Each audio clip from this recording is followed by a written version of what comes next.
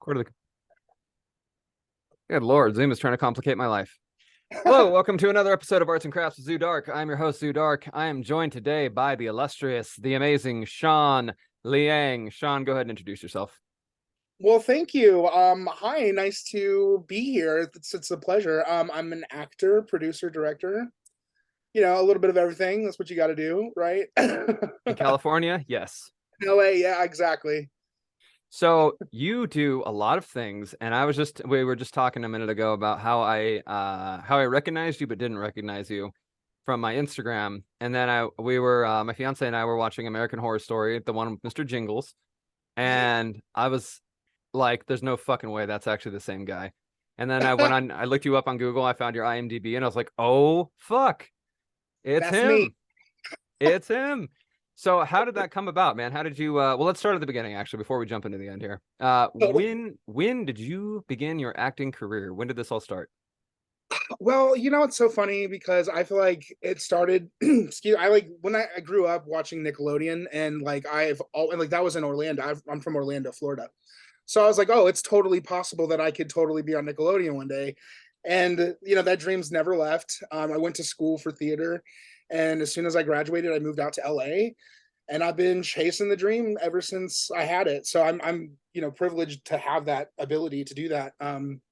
But I would say I got my real start when I first moved here. My first day, my dad dropped me off in LA, and I took him to the airport, and I went to my first audition, and I booked it. It was for a movie called To Survive, and it's somewhere on Amazon Prime. You can totally find it. But it was like a horror thriller. Like six contestants on a reality show got lost, and so like that kind of like affirmed all my dreams. Like I got to LA, I booked a lead role in a movie, and then the hustle started, right? And then I booked my first TV show probably like 5 or 6 years later, um which was 911, and then it led to an audition for American Horror Story, which was my dream come true because American Horror Story is one of my favorite shows. So Yeah, dude, I came late to the party. I never watched it. I watched the very first season, Murder House, yeah. and I liked it. I appreciated it, but I was in my early 20s when that show aired, so I was kind of like all over the place with my life. I was doing so much. And I fell off with it. Same thing with like The Walking Dead and all these other big shows. But when I came back, my fiance was like, "You have to watch them because Lady Gaga's in Hotel and that's the best season." I said, "Okay, I'll watch them, I guess." So we went through and watched them, and I ended up falling in love with them. And it was so weird because you came around right at the same time. Was it the season's name was 1984, right? Yeah, yeah. So literally, like I think it was like the same week we were watching 1984, your face popped up. That's why I was like, why do I recognize this guy? And That's awesome. it's not super uncommon to have people of note come through on your stories or whatever. And it's always cool to see, right? You're like, oh shit, someone noticed me. That's neat. But That's awesome. but dude, you were relevant in my mind. You were fresh in my mind. I had just seen your face, and I was like, he's from something. I This know his. yeah. So, what was that experience like? That had to have been a freaking blast. Oh, absolutely. I mean, it was a dream come true. It was also like an homage to the 80s slasher films, like Friday the 13th. Like, so like I grew up, I was born in 1990. So like I feel like we are probably similar, like our experiences. Like I remember that show, like when it came out, I was obsessed, and then I fell off too. But then like the actors also, like I'm just like I got to be on the same set with Billy Lord and Lily Rabe, which was oh my god, like people who I admire so deeply, and watching them work and then feeling like a part of the team. That was unbelievable. It was so surreal to see these people who, and it's the same cast for the most part, for so I've watched them, and just to be a part of that team was such a like dream come true. And then to like play with blood was like amazing. Like I got to stab Richard Ramirez on camera. That was the coolest thing ever.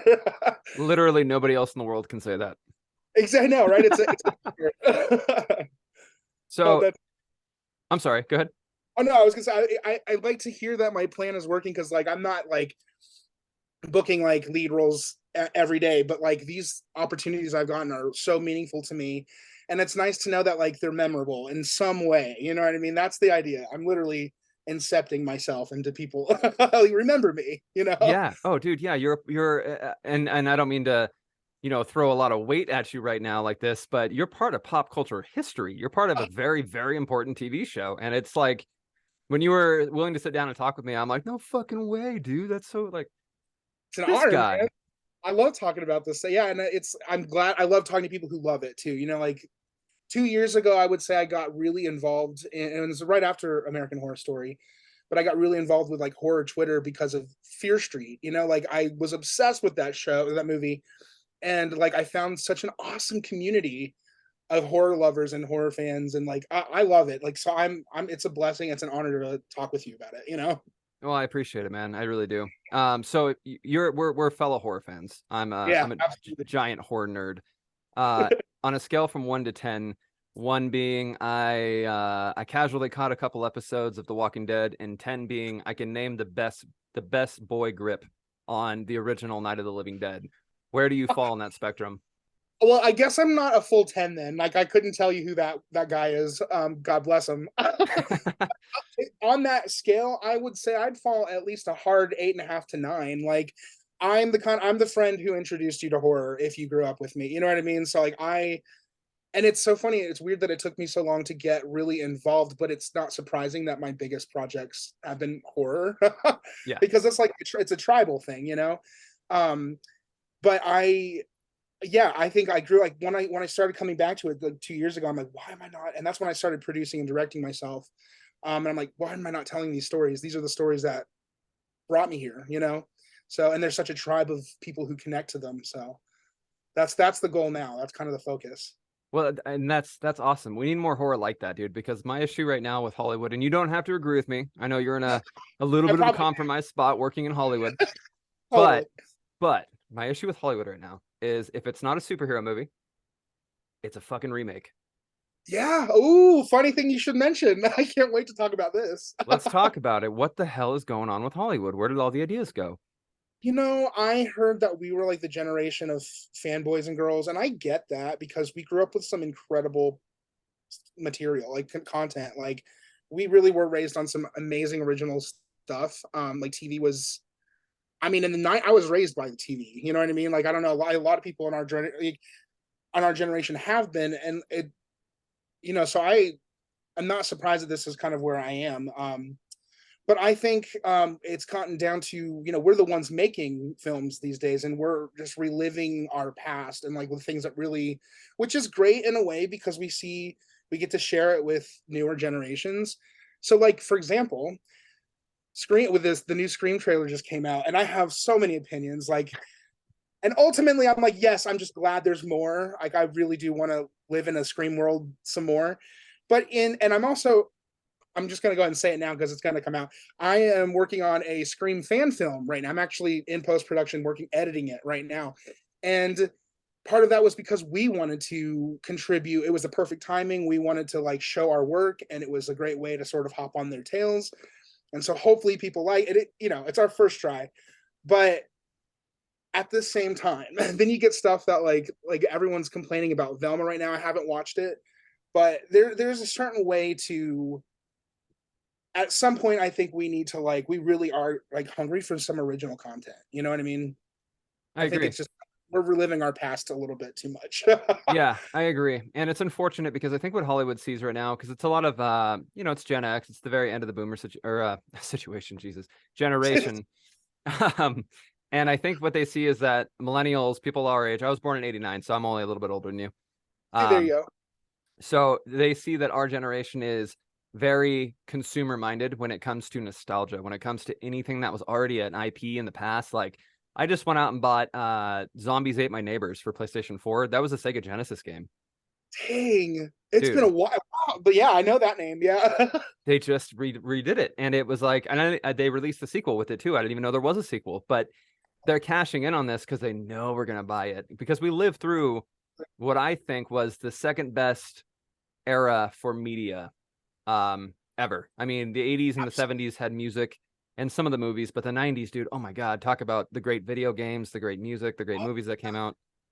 We were blessed as kids, man. We got like literally like we were there for the turn of entertainment. I mean, we saw like computers become a thing. You know what I mean? Like, like we got access to so much great content that was like never seen before. You know, so yeah, I get that. I get wanting to recreate that part, but it's also, yeah, I don't know. I'm excited. I kind of hope that we're not like dried out of originality. You know? Yeah, I worry about that, man. I really do. Because there's a lot of like Korean art, Korean media. Oh my Lord, dude. Some of the stuff they're putting out, like Squid Game, obviously, very, very cool, very original concept. It was based on some other stuff. You could tell there was influences there from other things, but Totally.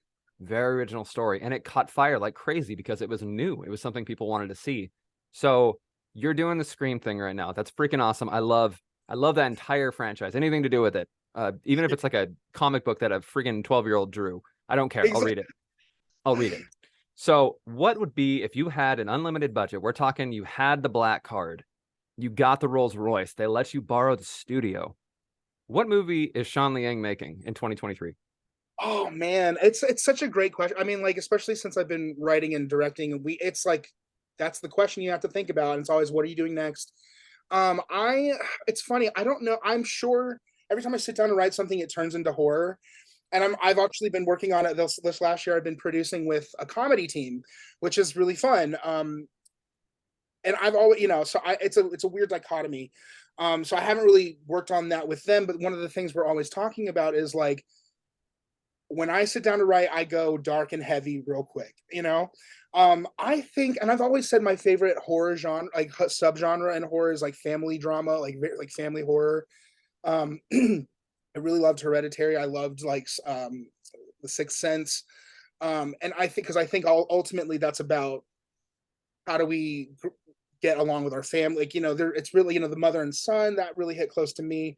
So I think I would probably want to tell a personal story about my like that comes from like my experience, but then I would love to like twist it on its head and make it full horror. You know what I mean? And like because I think one of the best things that about horror is that it can, I mean, you can deal with ugly topics and you can be very emotional and very moving to do that, and I think that's why it's one of the most cathartic genres, is because it allows us to touch on topics that are so taboo that it's the only space that we're going to go there. So we should go there, and it's not surprising that a year after the pandemic hit, we got a barrage of really great horror films. I complain about being original, but like I went to see Malignant, and that was like I was like, wow, you can do that. You know what I mean? Like that was pretty cool. Yeah, dark, dark, dark film. Yeah, yeah, I think that's also why the fan base is so rabid with horror. You don't get that with comedy. You don't get, I'm sure this exists, but you don't see very frequently a guy that's decked out in Jim Carrey merch. Like there's not a guy wearing it. exactly. You know what I mean? It's Right. not it's not a thing. But there's entire conventions full of people that show up wearing all black, wearing the masks, wearing fake blood, wearing prosthetics, and it's just such a I feel like it really is a very, very deep root that horror taps. And I think you got it right on the head. I think you nailed it with it deals with taboo, fucked up stuff that people can't really talk about in their day-to-day life without, getting a weird eye or a weird look. And now there's like cancel culture that like, and I'm very, liberal, but I also see like the danger of not being able to have a conversation. You know what I mean? Yeah. So like I think I love horror because it a lot of people like to not take it seriously. But it really deals with some of the most important issues. And it's also fun as hell. You know what I mean? It's like it gets your heart rate up. So I think it's a great medium to like, and I'm getting all philosophical because I'm an actor, but like I think it's a great way to connect to people and really move people. Yeah. Like Dude, wax all the poetic. That's why we're here. This is your exactly. space. That's the point. It's gonna get deep, trust me, because when it comes to horror, like I said, it goes so deep. It cuts through all the layers. And I Yeah. think I think one of the issues that Hollywood has right now is that, and you kind of see it not just in Hollywood, but in media in general, kind of in music too. It's a business, right? It's meant to sell, it's meant to push units. And I understand that, and I'm sure everybody understands that to a point. But with the rabidity of the horror fan base, we take personal offense to something when we know we're being shovel fed some bullshit. Like good ex- Absolutely. Good example for this. I'm a huge, huge, huge lifelong fan of the Resident Evil series. And every time some guy decides he wants to make a movie or make a TV show on Netflix and slap that title on it, I live in dread for like a week because I know it's going to be fucking awful and it's going to miss the point entirely. Like the That's last one, the Netflix series, dude, it was awful. I don't care about the race swapping. I don't care about the story. None of that mattered to me. I don't care. If it's a good story, do whatever you want. They went so far off. They yeah. told like the story from basically Days of Our Lives, but then there were zombies. And I was It's like, awesome. this is not Resident Evil. What are you doing? So how do you walk that line? Because now you're talking about getting into production. How do you walk that line between pushing units with a tried and true formula, Yeah. but being original and not alienating half your fan base right off jump? I I'll tell you, and it's funny because I'm dealing with this. We're making Scream. We're making a fan film about Scream, and we know what we're doing. We're cashing in, like, you know what I mean? We're very transparent about it, and I think that's with Scream. This the way it's the storytelling is. It kind of lends itself to sort of be transparent, like a little meta. And I like, luckily, our writers. I mean, he's very talented, and as a co-executive producer, I very much like would with him. I would very. I have to like. It's tough. It's a lot of conversations, a lot of arguing over, you know what I mean? Because we're both fans of the genre and of the franchise to the core. And so we both have opinions about how we should do things. And ultimately, like when you're not, when you're making a film, you also have to sort of bend to the people who are providing you the means to make that film, whether it's a location, money, which is the number one thing. It's a delicate performance, which is why I think producing is such an art form in and of itself because it's dealing with personalities and people. Mm-hmm. But I think that ultimately, if I kind of learned myself this time, like stepping back and letting him sort of write the script, he's directing also. It is, if you love it, and I mean fully, truly love it, and you put that love into something, people want to see that. You know what I mean? There's passion there. And I think that like for you know, like I'm telling myself this too because I'm nervous about putting something we made out there that's we just saw the trailer and I'm like, "Oh, we can't even match the trailer, let alone the whole movie, you know." But I think there is something to say about because we're also discussing what it's like to make your own work. You know, we're kind of using this as a vehicle to tell that story also. So it is very interesting in its way, and I hope that people can relate to it in a way because like with you know we're shoestring budget, we're doing this out of pocket for the most part. We did crowdfund and that was amazing, but you know something this scale is unless we have like 5 times the amount of money we have, we can't even begin to you know do something like what they're doing now. But it's a balance of like if you put the love into it, it makes it worthwhile. And I think like when the investors see that it's easier for them to jump on board too. Now we're not dealing with studio stuff where they're having to please a huge audience. No one cares if we mess this up, you know what I mean? But other than us, but like there's a lot of pressure that comes on like the filmmakers nowadays, especially with like you know the internet being so accessible and all of these. I think it's stay true to your love for it because you don't want people to listen to the you know the audience either and mess up the I don't know. I've seen a lot of movies recently where they listened to the fan backlash and it ended up being trash. You know what I mean? Like not to be every film that's made is a miracle, but you know what I mean? It gets muddied from I think the first example, and I think everyone kind of agrees, was Suicide. When I saw Suicide Squad, the first one, I was like, oh, this is completely watered down. This isn't the film that was intended, and you can see it, you Yeah. know? So I have a theory. I have a theory about that. When it comes to listening to negative backlash, I'm sure you've heard the phrase "two wrongs don't make a right." right, totally. I believe that's true with art too. Yes. I'm a musician. I play guitar in a band, and when you're struck, and I know you've also dealt with this because you act, you are literally embodying an emotion. So when you get an idea or you call it a muse, when you have a muse and you make that thing into reality, you're pulling something out of the ether. You're making something that didn't exist a moment ago exist. Yeah. If you let negativity be your driving factor, behind making something, it's going to yield negative results. I believe that truly. Fully. It's like I mean, it's like why you can't have a conversation when you're upset. Like all this venom comes out that may be true, but it's not helpful. You know what I mean? It's not conducive. No, So you can't unsay things. exactly. So when it That's comes very. to, I'm sorry, I Oh keep no, I'm cutting you sorry. off. I'm so sorry. You're good. When it comes to getting something out there, getting something done, getting something released, even if it is small batch, right? I've done record pressings of 50 or whatever. It doesn't matter how big it is. When it Yeah. comes to finalizing something, do you find yourself as the largest roadblock when it comes to actually finalizing, putting the stamp, and getting it out there? Oh, totally. I mean, especially because often that stops right at the writing desk for me. You know what I mean? Like I'll start, and this is I'm trying to break this right now with my community. Like it's like help me be accountable, but like I'll start writing something and immediately like kick myself out of doing it. You know, it's like don't I'll talk myself out of like, it's not worth it. We don't have the budget to do that. You know, and so I'm trying to kind of break my own. I'm a baby filmmaker also. Like I've done this for like a year and a half. You know, where I really woke up to like not like I can't just be an actor, and I don't want to just be an actor. I want to tell stories, and so I think like what I'm learning through this is like if you lean into what you're holding back from, like there's so much gold there, you know. So I'm challenging myself to just finish from some scripts, you know what I mean?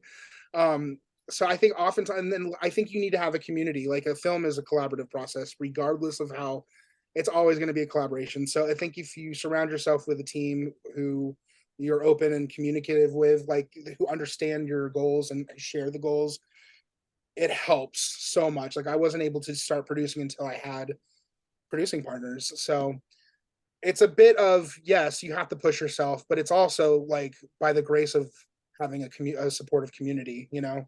Yeah, absolutely, absolutely. Now, when you write something new, or even something based on something else, do you set aside a certain time of the day to write, or do you have just moments of inspiration? Do you carry like a notebook? How do you get your ideas down? So my one of my partners who writes for our comedy, he is so type A. I want to learn from. I want to be him. Like when it comes to writing, because he'll churn out like I think he has like I think it's like a quota of like I'm totally, if I'm wrong, Nate, I'm sorry. I think it's like 30 scripts a month. Maybe I totally made that up, but he turns them out and it feels like 30 scripts a month. And like I'm just impressed with that. For me, right now, I generally there'll be times I'm so disorganized. There'll be times where like for a week, every day, I'll wake up and go and I'll just do it until the end. I'm done, like until like the end of the day. And then I'll take like a month and not write anything. You know what I mean? So I'm all over the place. Um but what I've learned is that if I have an idea, I have to stop and write it. You know, like I won't like wait, because I've learned that that's how I get anything out, you know. So I've like, and also usually we're writing as teams, so I'm trying to like I think it's good. I would say like if anyone's wanting to do it, you should create a routine. You know what I mean? That's what I've learned, because like you can't rely on your inspiration at all. No, no, your It your doesn't happen. inspiration is it's kind of just the starting off point. You're not really you're not going to do much with that. It's a thought. And like I said, the Yeah, people that are this is going to sound like kind of an assholeish thing to say, but there's no nice way to say it. You're either a sayer or you're a doer. absolutely. And I think the doers are the people that are obviously are going to be rewarded in a greater way, because you can come up with all the good ideas in the world, right? And there Right. are philosophers the world over right now that you've never heard of because they are not willing to get out there and make their their thoughts public. To putting yourself out there is extremely vulnerable, but it's a practice, and it's especially for like if you're for what we're doing, you know, it's a practice. You have to keep up with it. So yeah, I totally agree. I think there's so much value in figuring it out as you go. You know what I mean? Like you can do that. And because it's about taking action, you know, as much as you can. Yeah, yeah, doing what you can when you can. Exactly. Have you ever, and I know that this is a very common thing amongst actors, so if you have, don't feel shy. Just tell me. I'm excited. Have you ever had stage fright? Oh yeah. Oh yeah. Easy. How do you overcome that, dude? How do you get past that? It is tough. It is still tough. I would say I auditioned. So when I first moved out here, my first year, I screen test. I got three rounds of auditions, and then I went to the screen test for a series regular on Glee, and I think it was like the last season. I and we when you get to the screen test, it's between you and like a few other people, and for me, it was there was three other dudes. We were there to audition for the part, and we did it on the McKinley High School stage. It was a set in Paramount, and so they'd have us walk out onto the stage. The pianist from the show was our accompanist, and we would sing our song and do the scene. Right. I remember being in the wings. I was up next, and suddenly just filled with like cement. Like I was like, I can't push my. I gotta like like couldn't breathe. But it was like my turn, so I was like, I can't make an idiot out of myself. I pushed, like push myself out there. And ultimately, like I had connection to the material I was doing, so it was fine. It ended up being just fine. I didn't book it, so not the best. But what I've learned about stage fright is it's inevitable. And I think like using that energy, because it's such a like life and death, it feels like life and death moment, like where your whole body is quaking. Like if you can learn how to focus that into, and as an actor, into story, and I think the same thing goes for music too. I'm a singer. For that, for example, I decided to sing while trembling, so I had to catch my breath. But I think like as an artist, if you can connect to the story you're telling, be it whatever, and I think that's all art has story. Like that is going to, and if you can focus your energy into telling that story, that's when that's the gold. That's when like even if it's all fear, it looks profound because it's a human experience that's like visceral. So I would say that's the only way out. If you're going to do it, you have to be fully invested in the story you're telling, or else all these other things are going to take over. Like what do I look like, what are they thinking, like, and all of that doesn't matter, none of that matters. So Totally. yeah. And in music, we actually have a name for that in our little scene. We call it panic vibrato. You can Yeah, tell yeah. when someone's scared, you Exactly. can but Exactly. dude, every show, the first song has a little bit of panic vibrato. It's just the way it Oh goes. yeah. It's energy. It's just energy. That's all it really is. That's, you're Yeah. transforming it. That's awesome. Yeah. Well, and that shows that you're in it, dude. I think if I ever meet somebody who's not a little nervous before they jump on stage or go to perform, I don't know if I really want to see their performance. Right, right. There's no risk, Yeah. So it's got to be a little bit risky. So you are a self-professed horror nerd. What is the thing that got you into horror movies? What made you care about horror? Oh my god, I'm like such a circle. I saw Scream when I was like, it was definitely Scream. I mean, there was a lot of things, but Scream was the one that like broke through. I was such a scared kid. And I think this is something I share in common with a lot of horror fans, but like as a kid, just terrified of, didn't sleep in my own bed until like middle school, like, so like I was super afraid of life. And I think that a lot of factors have like played into that. But regardless, it was Scream when I was like, I think first grade. So I was like 6 or 7 when I first watched my that movie. And it was the first horror movie that I watched. My mom tried to show me dolls when I was a little bit younger, and that Oh was a big Christ. mistake. Big mistake. I made her regret it when we went on a road trip with a friend and her daughter, and her daughter had dolls everywhere. And no one slept that night. I didn't let anybody sleep. So I think being that like petrified, and then having a movie like Scream come out, and I watched it and loved it because it kind of broke down what horror movies were and what scared us, and it broke the fourth wall and it brought you in, and it was a great first horror movie to watch. And after that, it became an obsession, and it was like, why am I so afraid? And even now today, I'm so curious, especially as adults, like what scares us and how we cope with those fears, because that's what kind of ends up manifesting who we are and what we do. um it's just a theme that I've always been interested in growing up. I've Like noticed what are that too with a lot of horror fans, myself yeah. included. You're a lot of the time you're a timid kid or you're a soft kid, and um, yeah, I think horror is a good way to deal with that. I think that same with like death metal music or really heavy, scary music. Like when you hear the violence, you hear the screaming, you hear the heavy guitars and the drums and everything. It's chaos you can kind of control and hold in the palm of your hand. And I Absolutely. think that's why horror fans are simultaneously some of the most intense looking but absolute nicest people you'll ever meet. I know, it's so true. It's so true. I mean, I think that like I'm always curious in that dichotomy because I, yeah, a lot of things happen as a kid that like I can see like why I would, there's a lot of, I mean, we all deal with trauma. So like, that's not something to be ashamed of, but I do see how the certain times in my life where those things happen, why horror was such a thing to survive with, to relate to, because I think, when someone said it, like, I think it was have you seen Room 237, the one with uh, Rob Asher film? Oh, the Uh, one about The Shining? Shining, yes, yes. Oh, dude, no, it's on my watch list. I keep fucking It is overlooking it. Yeah.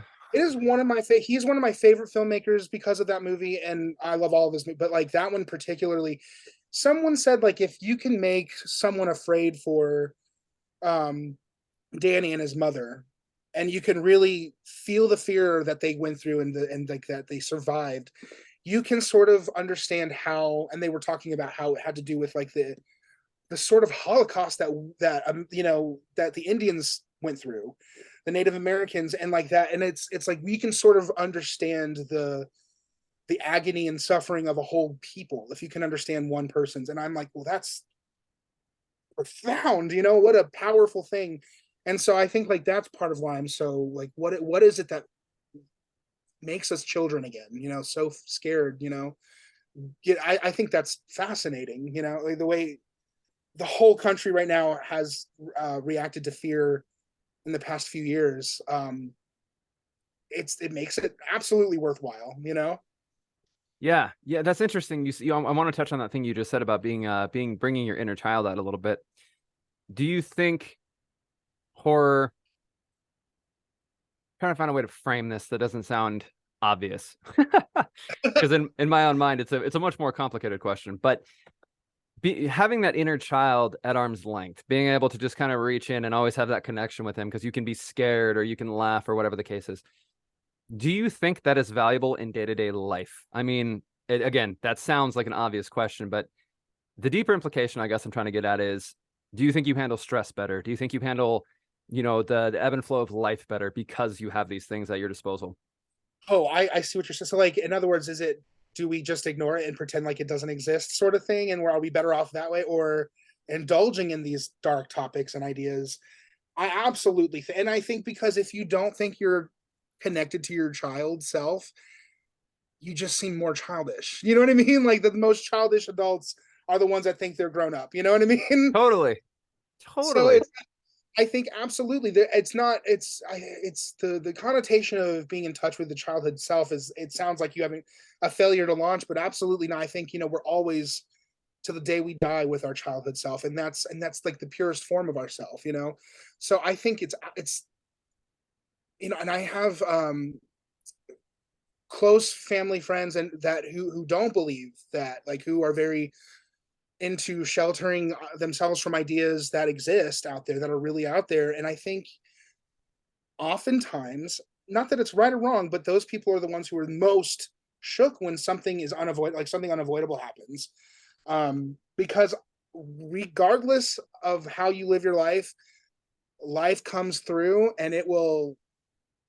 I mean, life happens to people. It like people die. You lose things, and I think it's just about coping. Like the more you can think about it without, and I'm always going to say have the conversation over ignore it. You know what I mean? I would never I think we should be comfortable having conversations. So I don't think it's ever a good idea to hide something. In the long run, my mom was very honest with me about some things, and I appreciated those things. So, you know, that's how I feel at least, Greg. Yeah, no, I agree with that. And that's especially an important message right now after 2020 because everybody lost their mind for a little bit. Yeah, yeah. Um, the cancel culture thing became so much more prevalent, became so real, and there were a lot of really uncomfortable topics that were brought up, but they were not brought up in a conversational, productive sense. They were brought up in a weaponized form. They were brought up to use against each other, and that was such an ugly time, dude. Just such a bad time to be alive and to be in art, especially because of all the cancel culture. And like, I'm fairly liberal too. If you're an artist, you kind of can't not be. You know what I mean? Yeah, yeah. You're like, yes, I pretend on screen, but also guns or whatever. Um, Right. you know what I mean? Like it's, but I've never considered myself political. I've never aligned with any side And politically. I mean, I same. yeah, I think Yeah, politics are kind of dumb and boring and for old people. agreed, dude. Agreed. You know what I mean? Like it's stupid, and I just wish people could go back to that rather than, because I see now so many trucks with political flags or graffiti on walls or whatever it is, and I'm just like, God, if you would just take that energy and use it towards something productive, you would be amazing. You would be It's amazing. very true. It's true, and I really love to like. I don't love, but I try to force myself to listen to to look into what these other beliefs are. Um, and it's a challenge, but it's again, it's like we are coexisting. We need to put the effort into. It's a relationship. We need to like put the effort into understanding. But yeah, if we could just like kind of take the anger out of it and take the like the fear, there's so many more people that you have a lot in common. Like, and I think like that's where we start is like my partner's from West Virginia, and going to West Virginia it feels very different. And it's we did a road trip, and there's certain states that we were in that like we felt like it was stuck in the past, like physically like afraid. Yeah. And but at the same time relating to some of those people because they're like my family, you know what I mean? Like I have family members who are like them, so it's there is so much potential for a coming together that's really just I don't know. I guess in the last few years I've become very, as I've grown up, very what's the word, cynical, maybe like conspiracy theorist, but like you do start to be like, why are they forcing us, like they're you feel like the news is pitting you against somebody when really like we have a lot more in common and a lot more to discuss than just our gender, you know what I mean, for example. Yeah, yeah, over trivial, boring stuff. Like, dude, if you want to identify as a fucking kite, I don't care. Go ahead. Right. The end of the day is both of us on both sides, we all know people and love people who are dying, and that's the bottom line. And if we can kind of come together on that, like there's so much potential, but like ooh, yeah, after 2016 is when I sort of took a step off of social media because I was like, wow, this is you can't say anything or even appear to support anything without getting attacked. Yeah. So yeah, I took a step back and kind of absorbed for a few years. So Yeah, and that goes for both sides. It doesn't matter which yeah, side you align with. exactly. Doesn't All of you can't win. And the thing about the news, I agree with you. I do believe the media. So okay, let's go a little deeper. Let's dig into this iceberg a bit. it. Um, I do think the media is there to make you, and I don't believe there's any type of, I don't want to use the word like, there's no occult reason that they're doing this, but I do believe that they do want to keep you afraid, because if they don't, their viewership falls off. And that's ultimately what I think what boils down to is the internet is killing classic media right now. Legacy media, it's dying. Uh, things like what you and I are doing right now. And even though, again, my podcast is very small, I have a very small reach. It's like less than 10,000. Even saying that, there are TV shows that get less views than my podcast, and that is ridiculous. Yeah, yeah, absolutely. I mean, especially since I mean, we like I said, like we saw like the internet take over, and then after that, like Netflix killed what is it, cable, so it's like now we've got like all these streaming platforms. There's so much content that's like going that's being created and no one's even hearing about it or seeing about it. And there's so many platforms, and absolutely fear is profitable, you know what I mean? I've like why do you think we're so afraid of fat people? You know what I mean? Like it's like it's we keep them in business. You know what I'm saying? I learned a lot about when my mom passed, um, how systematically it the constitutions that we have or like the that in place are not really there to help you. You know what I mean? And if you don't check off all the boxes, it's really it was a reality check for me. I woke up a little bit to how much it's not there for you necessarily, and how many people get left out rather. Um, because you know, if no one's getting cancer, who's gonna, you know, buy the treatments? You know, it's like it's horrible, dark thought. But like the more you learn, the more you're like, oh, it's not so easy to just cure something, to come up with a vaccine for something. There's a lot of politics involved in the way. So And that's if obviously my opinion, but no, but I agree with you. And I to take it a step further, I think that if there is an easy cure for these things, um, the public would not be privy to it. yeah, I totally. think that without Like, cancer, oncologists don't have a job, right? yeah, yeah. So, I mean, again, it's dark and it's spooky to think about, but there's always stuff going on that we don't know about. I mean, Gulf of Tonkin, nobody knew about that till years later. Wow. There's a ton of things, dude. They're just now admitting JFK may not have been Lee Harvey Oswald. Like 50 years, 50 plus Yeah, I years has saw it. gone by.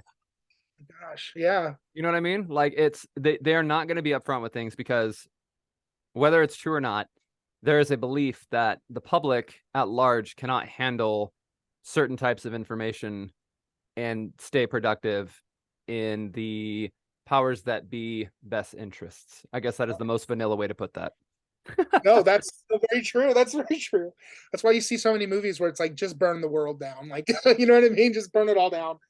It's so funny. That's I just was watching the menu the other night and it made me think like, oh, this is so, you know what I mean? This is like nihilistic. You know, I love it. It's great. It's the why. Why are we thinking like that? Well, there's so many reasons. Yeah, dude. And you know, society, the zeitgeist is downstream from culture or is from downstream from media. So if something introduces an idea, chances are somebody else had already had the idea there. But when you expose an idea, like have you heard of Atlas Shrugged? No, I don't think Okay. so. I will not ruin it for you. It's a very, very old book, and it's become a TV show, and now it's going to become a TV show again. They're going to keep doing it until they get it right, like they did Yes, with. of course. Yeah, exactly, exactly. It'll be Spider-Man. It'll be the Spider-Man. The many iterations. Oh my God. But anyways, there is there are ideas that people capture and release, and sometimes they catch. And one of the ones, and I'm sure you're a fan, but I wanted to ask your opinion on it. One of the ones that really made me think, the first film that I saw that really flicked a light in my head was The Matrix. When I Okay, yeah. when I saw that movie, my first thought was, is this shit real? Like this feels it checks all the boxes. Like this could be totally be real, and we'd never be the wiser to it. I was also like, 9 or whatever when it came out, but when I saw that movie, it really fucked with my head for a minute. It really made me think, like, wow. And to take it one step further, Reeves, who's that person? Keanu Reeves has said in the past during an interview that it's not a science fiction film at all. It falls more into the documentary genre. So it really That makes you wonder, dude. absolutely. I mean, okay, it's so funny that you brought that up because I remember I said Rob Asher before. His name's Rodney Asher. He's the one that made Room 237. He also just made a movie called Glitch in the Matrix. And they talk about the Matrix because it was such a mind fuck. Like that it really there's like a defense because of this one kid who like killed his parents because he thought he was living in the Matrix. Like he didn't expect it to be real. So he tested it out by killing his parents. And like they used that as a defense for his like sanity, you know, like he really believed he was living in this universe because that movie was touching on topics that was so like it's like you said it exposed this idea that oh maybe we're in a and now that idea has taken on so many masks more recently in the more modern, but like the idea that completely shook us to the core, like that idea that we're like living in this alternate reality because we kind of have an idea of what that is or what that would be like. Oh, so creepy. Love that. Yeah, and it's the craziest thing about it is you'll never know. Nope, not You'll until exactly, not even in the end. Yeah, when you die, even if you know after you die, if you find out, Right. how are you gonna know? I mean, Exactly. Yeah. that thought messes with me, man. And there's a I'm trying to remember the name of the term. I think it's called Solipsism. no, no, but okay, you're on the level. Good, good, good. Uh Yeah. no, it's I think it's called quantum immortality. Have you Oh, heard of this? okay. No, I don't think so. Okay, I think it's called quantum immortality. That sounds right. When you die, you don't die. You die here. you start again in the next reality over, and you forget that you died in the first reality.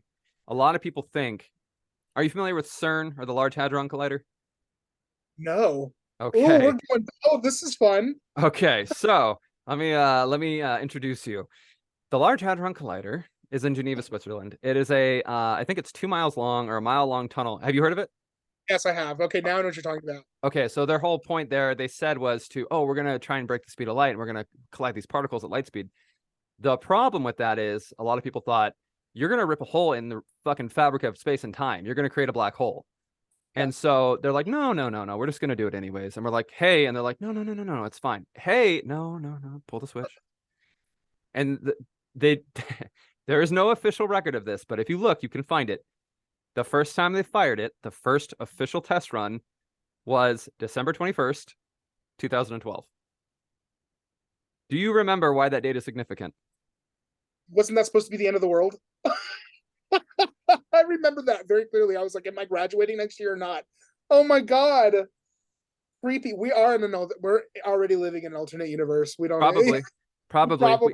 Dude, we Probably. had the fucking the guy from The Apprentice as our president a minute ago, and we're living through $6, $7 a gallon gas. Like, how could we not be? Irony has left the building. We are now living in irony, and it's not funny anymore.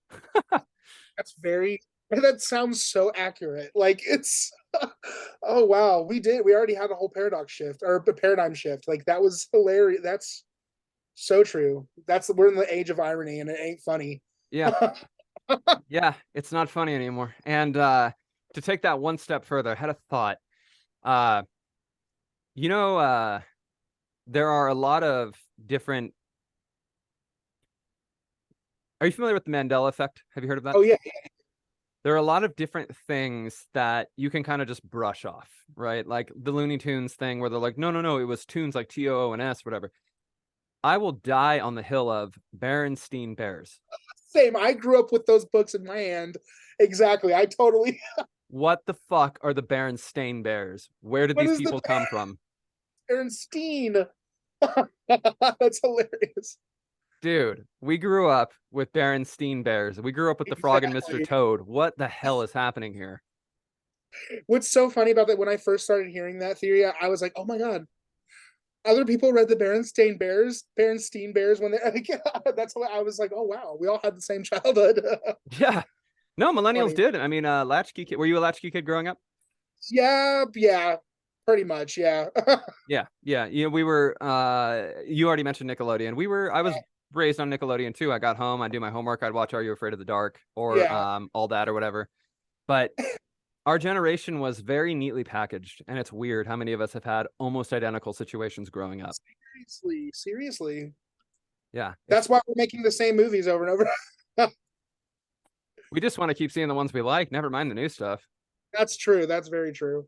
They're I think that go ahead. sometimes you get like some really good stuff when it's a diehard like fan. Like I mean, that definitely exists. You know, like especially like I love seeing actors who are. I guess like there was one of the Marvel shows. It was Miss Marvel. I think the new one where she was the girl was is that correct me if I'm wrong, as I'm not. If that's the girl with the Indian actress who the younger girl who's is that the right show, Miss Marvel? I don't know. I I don't know. just I'm not I'm sort of somewhat adjacent to the Marvel universe, so I enjoy it. But it was great watching her performance. I'm gushing over her acting because I was like, oh. And then my friend who's a total Marvel nerd told me that she was like a huge fan of the comic and the show, and I'm like, oh well, like that's great to see. Like that's awesome. There's so much love and given to that character. So I do. There's as fans, like there's so much value to add. Like I just hope that we can add it to some original content too. Yeah, I mean, dude, do another Zack Snyder Dawn of the Dead. I mentioned this in the Yeah, last podcast I just did, but dude, that movie was excellent. it was I loved that movie. That was such a Yeah. Yeah, and then they did a Day of the Dead remake with Nick Cannon and shat all over it. The fucking zombies could crawl on walls in that movie. Have you seen this? I didn't know. I didn't even know it existed. Oh Yeah, man, when it's I called watch you don't need to watch it. Don't watch it. it. Don't do that to yourself. I think it's called Contagion or Bloodline. There might be two of them. I forget which one is his, but It's Drumline to bloodline. That's all I can imagine. yeah. Yeah, it's bad. Do you believe in ghosts? Totally. Have you ever had an experience with a ghost? I think so. Yes, I will say yes. I always tell the story. When I was a kid, I was, and actually perfectly relevant to what we've been talking about. I when I tried, I remember I told you that I had not slept in my own room until like middle school. There would be times when I would try.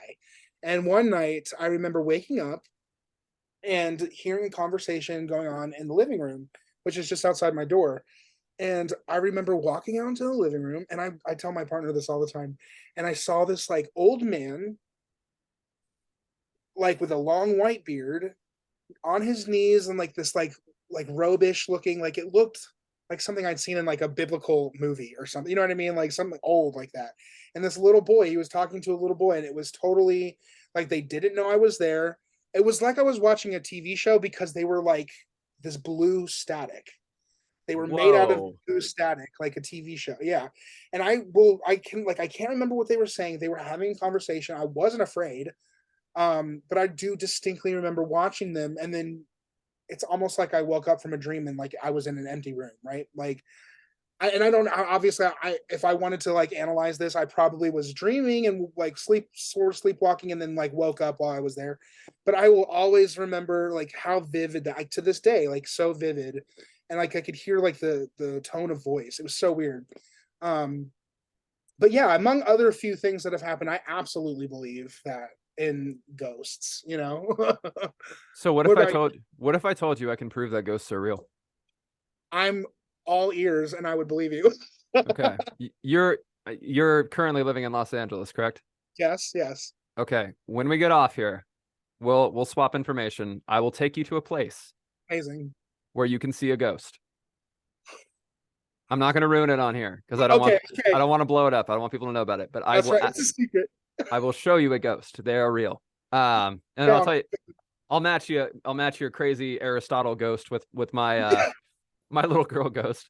We were me and my friend his name's Clayton. We were when we were younger, we were really into ghost hunting. It was like a thing we did. And we had this really creepy building down the street from our house where we grew up, and it was called the Boys Academy. So we went there, and I've already talked about this at length. I've done a 3-hour podcast on this topic, so I'll save you the details. But long story short, we spent a lot of time there. One morning, he was staying the night at my house, my parents' house. We were like, I think we were like 16 or 17, and he was sleeping downstairs, and I was sleeping up in my room. I came downstairs, and it was real foggy outside. It was maybe 6 o'clock in the morning. My parents have French doors, and they never pull the curtains. So I'm coming down the stairs, and I kind of just look outside real quick, and I see it's foggy or whatever. And then I thought I saw the shape of a person, and I'm like, oh, what the fuck? So I get down there, and I'm kind of like peeking out. I don't really see anything. And then I turn, go into the kitchen, look through the kitchen window out towards the back door, and there's a fucking little girl chilling in my backyard, sitting on one of the swings, one of my parents' swings. And I was like, whoa, whoa, whoa, whoa, what? And so I ran in to the living room, woke up Clayton, and I'm like, yo, there's a little girl in my backyard. Wake up. And he's like, oh, yeah, yeah, yeah. No, I saw her earlier. I woke up like 15 minutes ago. I saw her out there. I'm like, why didn't you come get me, bro? It's 6 o'clock in the morning. Why is there a fucking little girl in my backyard? So we go back, and we're kind of standing there, and we're just very, very nervous. She hasn't done anything. She's just sitting there, but we're super there. fucking nervous, right? And so Yeah. I'm looking out again, and I see her, and she's just staring at the ground, but she's wearing a bonnet and a fucking sundress. What? On my life. On my life, I saw this. And I turned to him, I'm like, we have to go out there, bro. And so we're getting up our nerve or whatever. And I drew the curtains because I'm like, fuck this bitch. She's not looking in. So we're sitting there and just getting our nerve up. And it's, maybe a minute had gone by. I pull the curtain and I open the door, and she's gone. She just wanted to swing. She saw the playground and felt welcome. Oh my god, that's so That's scary. that's what we settled on. And I grew up in a development, and they finished half of it, and I guess the funding dried up. Something happened to where they didn't finish all the housing. And so we had this big field behind our house, and when they were grading it, like 3 construction workers died. Are you So serious? like, yeah, dude, like right behind my house. We're talking like within 200 yards. So Oh So it's a thing. It's always been a thing. And one more short story. I can't prove this, but I remember this, and my brother would testify to this too. Yeah. So we were younger, like kids. He's like 4 or 5 years younger than me. My mom was getting ready to put us in the bath together because he was still a baby or whatever. And Yeah. we were playfully arguing, does two, does not. I don't remember what it was about, but we were going back and forth like that. And then she walked away, and we were like, does two, and then in our ear, right here, I heard, does not. Oh my god, And there was nobody there. so creepy. Dude, yeah. Yeah, Oh, yeah, oh yeah. yeah. They're So all around us all the time. That's a creepy thought I've always had. Like they're just there. They're right there, you know? yeah. So and to go back to our multiple dimensions theory, if you want to tie this together nicely with a bow, There you um, go. ghosts may not be real. If you go back to my quantum immortality idea, Uh-huh. you're not necessarily seeing a ghost. You're seeing a weak point in the veil between the dimensions. And that's not a I dead person, It's just another universe. just another universe. I feel like I've total okay, so this may be like part of the zeitgeist of like what we believe in as paranormal. There has been a lot of like shows and movies and podcasts that have discussed like the cave systems and like interdimensional beings and like are UFOs the same thing as paranormal experiences? And I fully subscribe to that thought. Like I totally think that like that's what we're starting to learn is that close encounters UFO, like seeing UFOs are closer to like sort of like psychotic break is like not the word, but it's like like a more of a natural occurrent happening, like lightning or something, you know, than it is we think it being paranormal. And I totally believe that that's a fair explanation for like even like Bigfoot. Like all of our cryptids are kind of like iterations of sort of the same phenomenon that's more natural than we believe it to be. I think that's totally there's so much that we don't understand. Yeah. It's like magic is always magic until we explain it with science. You know what I mean? It's always magic, but Exactly. Commonality is the only thing that makes something not seem supernatural. For yeah. instance, let me ask you a question. What would be weirder to you to see with no prior knowledge of their existence? Would it be an 8 foot tall wood ape or a squid? One looks like an alien, one looks like a monster from like my nightmares. So it's like, yeah, it's hard to I don't know. Dude, They're both like 8 foot tall wood ape. Call it Bigfoot, call it whatever. I'm like, okay, that's weird. That's uncommon. If I saw an octopus or a squid without knowing what they were, I would lose my shit. I'd be like, those are the aliens. exactly, exactly. They look some of them even knowing what they look like aliens. So like I mean honestly, like that's so true. Yeah, I fully yes, me too. So here's the thing I think too. I think them and dolphins are interesting because dolphins are very intelligent, very, very intelligent creatures. yeah, They're water people, to borrow a phrase from Joe Rogan. it's And hilarious. and it makes way more sense given their evolutionary status, where they're at in their life, their existence, that Uh-huh. they were here first and we came later. We were Okay. we were brought over from somewhere else. Now here's the other really weird thing. Mars was at one point very similar to Earth, many, many, many, Right. many, many years ago. But at one point, they were very similar. There may have come a point where we either figured out how to escape, or we were moved, or amoeba came over on an asteroid, whatever it was. But I don't think we started here. I think we started on Mars because Mars dried up, and we came to the next planet that had water that was already inhabited by other creatures. So it makes way more sense to me to think, no, dolphins and octopi are the originals. We are the aliens. What a fun concept. Oh, I mean, honestly, like totally. I could totally imagine that. Absolutely.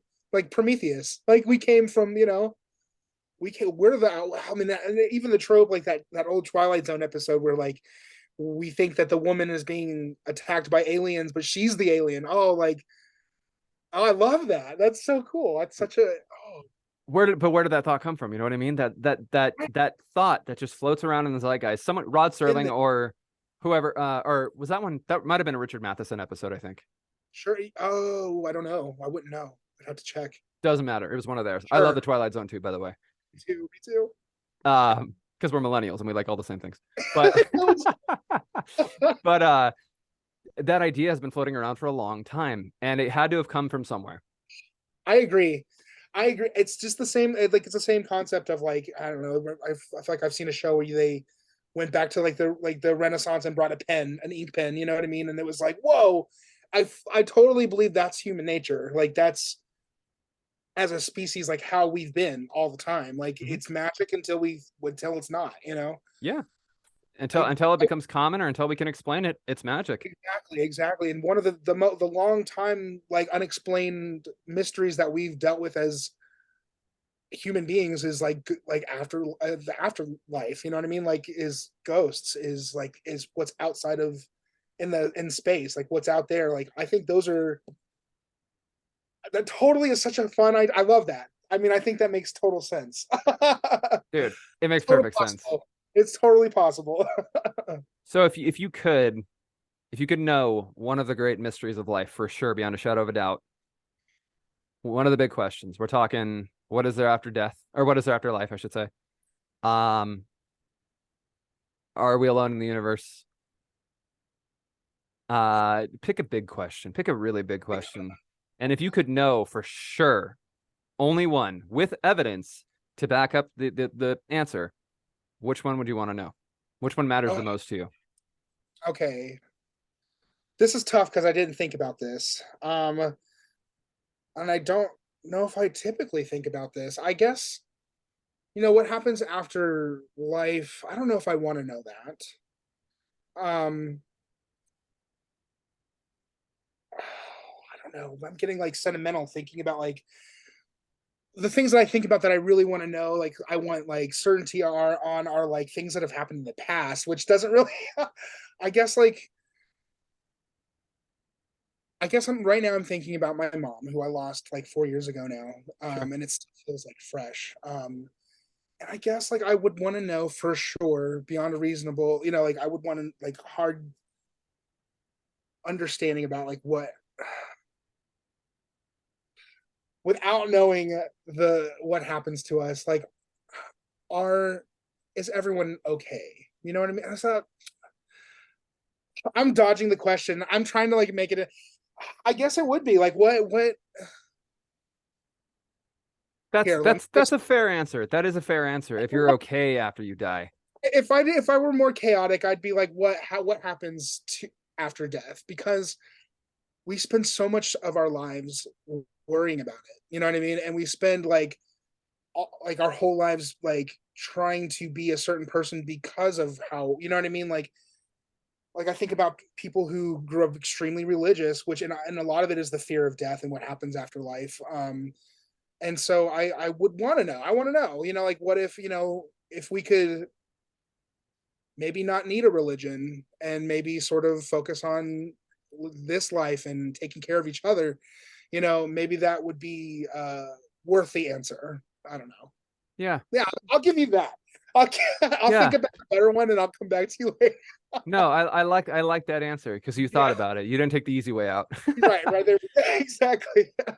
The answer that I would give, somebody asked me that question a while back on a different podcast, and I froze because I Yeah, was like, oh shit, I don't want to sound cliche. That's the worst thing in the world. right. Especially to artists. Yeah. Yeah. I want to sound profound. So my answer was one of two things. It was either I want to know what love is, whether or not it's just an emotional response, it's a electrochemical thing, or Yeah. my second answer, which I thought was a little better, was I want to understand and have defined to me what is consciousness. Ooh. Because Okay. because all we are, dude, if you take away our skin suits, because that's all skin, muscle, bone, flesh, that doesn't all that does is allow your limbic system in your brain to walk around on Earth. That's all we really are, is a brain and a bunch of nerves. So Absolutely. where is consciousness coming from? Is that an electrical impulse thing? Where does creativity come from? I mean, it, consciousness is such an interesting thing to me, and nobody has any idea what it is. You still don't know. I was gonna say, like, people who study consciousness are still very in the dark about it. So, hey, legit, I get that. That's beautiful. So, what do you think about artificial intelligence? Oh. Um, we were I feel like this you're literally picking, or like you've heard our conversations this past few months. Like that's all we're talking about. Millennials. For real, it's like we're sharing a brainwave, which is pretty cool. We're plugged into the hive. Um, artificial intelligence. Why were we thinking about? I think we were writing something that had something to do with that, and like we were like we were like, what if we found a computer that had the devil, that was possessed by the devil, like the devil was in it. Ooh. Um, and yeah, like just so you know, what would you do? Um, and it is sort of the idea of like this: what if computers thought for themselves? You know what I mean? Artif- I have seen those robots that can talk. I'm still afraid of them. So that's like as far I don't know. I can imagine how they could be useful. I can also imagine how they can be terrifyingly wrong. You know what I mean? The way it's used already, it's kind of problematic. You know. So I don't know. I and is it the last frontier for us technology wise? I don't know. No, no, I don't think so. I don't think it is. I that, think I think anything that can be weaponized that quickly is not the last frontier. I oh, think, absolutely, it's the beginning, right? yeah, I think we're just barely scratching the surface. And it's kind of a bummer because, again, to borrow an idea from somebody else who is much, much more intelligent than me, if all our purpose is in life, if you believe in predestination, like everything is meant to happen a certain way, Yeah. if all we are here to do is be the sex organs of the machines and give birth to artificial intelligence, it would immediately crush almost everything worth, I don't want to say worth living for because that sounds super dark, but it would very, very much take away the gravity and the weight of what the human experience is. And so for that reason, I don't think we should be fucking with artificial intelligence. That's a really great point. I have you. I don't know. Do you play? Are you a gamer at all? Yeah. Okay. I have you played Detroit Being Human? No, but you're the third person that's brought that game up. I'm going to. It's a fun. Like I love. Like I'm not a typical game. I like games, but I don't like pointing and shooting as much as I love story. So I love that type of game where it's like a decision based, like game. But it's it's such a it's a fascinating thought. It's like what if they're perfect enough to fool you, but there's still a level of them that it's turned off, you know? And then like what if they suddenly gained like there's such an it's like a new human experience, you know? And I totally agree. I think it there is such potential, such beautiful potential with it, that I can imagine. But also there's so much that we have left to do on ourselves, that we need to just, that we don't understand about ourselves that we really should focus that energy on, before we start repeating ourselves. You're right, especially with consciousness, because what good is experience without consciousness? Yeah, absolutely, absolutely, absolutely. Oh, ooh, the idea though of like a human life having less value because it's repeatable, or you know what I mean? It's artificial or some way. I don't know. It's Well, ooh, if you're just the match, you're the spark point, and that would be.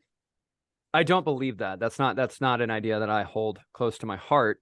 Um, but it bothers me because even if that's not the case, objectively, that could very easily become the outcome. right. We could very easily be the fallen empire that used to be before the machines. And that's why, to circle all the way back to the beginning of the conversation about the Matrix, that's why the Matrix is so fucking unnerving. Absolutely. Ooh, that is true. Oh, creepy. Yeah. See, oh God, I'm so glad that we're on the same wavelength, that we think the same things and I had the love. same childhood. Yeah, for real. It's true. It's like there's this common understanding.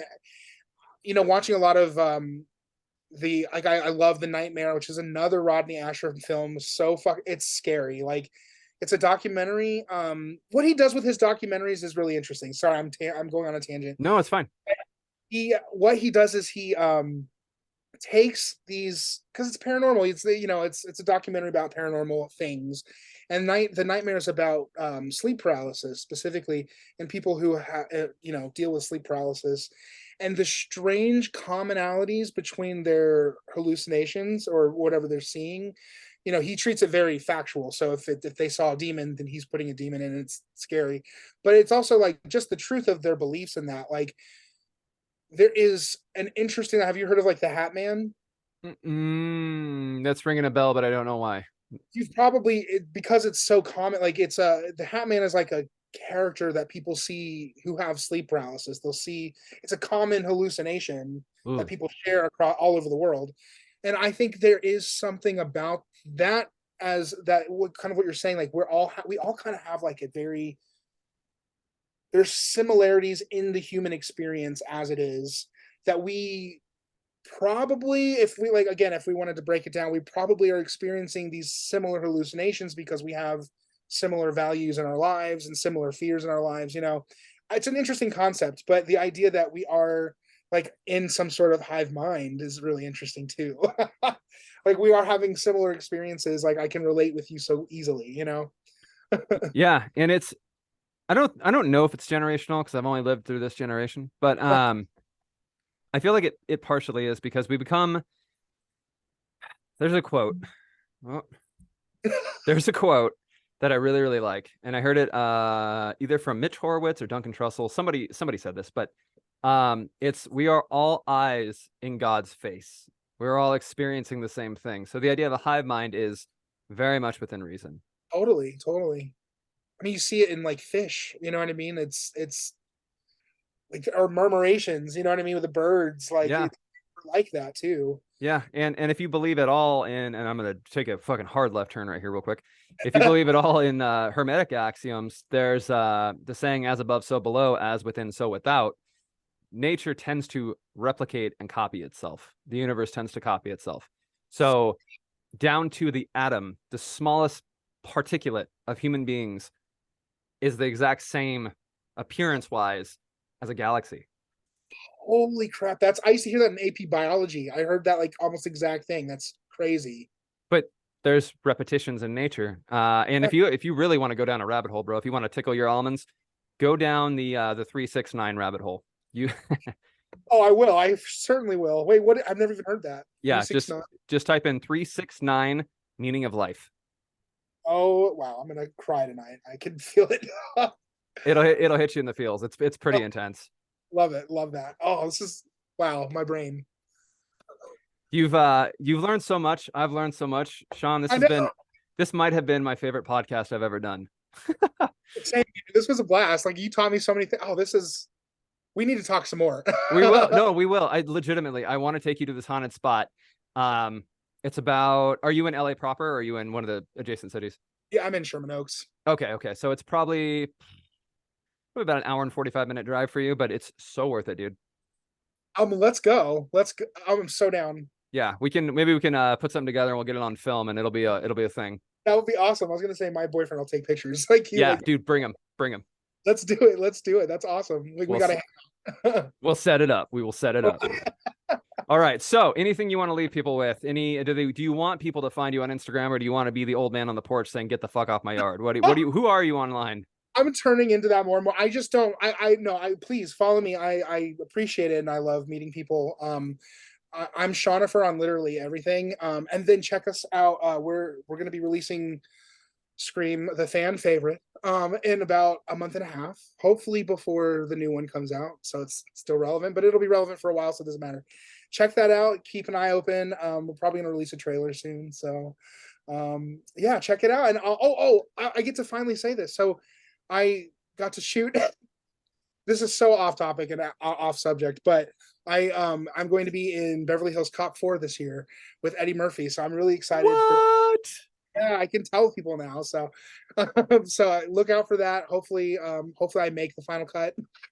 But You will. You will. yeah, I feel pretty confident. It was such a fun scene with Eddie Murphy. So hopefully that's a fun movie to come out this year. So Dude, you've already done it in a past life in another universe. Quantum immortality, Sean. Never forget. You've already done it. you've literally opened my eyes into something I'm probably I'm gonna hook into this. I love that. That's great. I can introduce you to a world of things. I can Oh, show you the world. perfect. I'm on the magic carpet ride. So Right on, dude. Well, hey, thank you so much for joining me. I will message you as soon as we get off here. thank you, man. It was an honor. Of course. I'll catch you next time. Okay. Bye. Bye.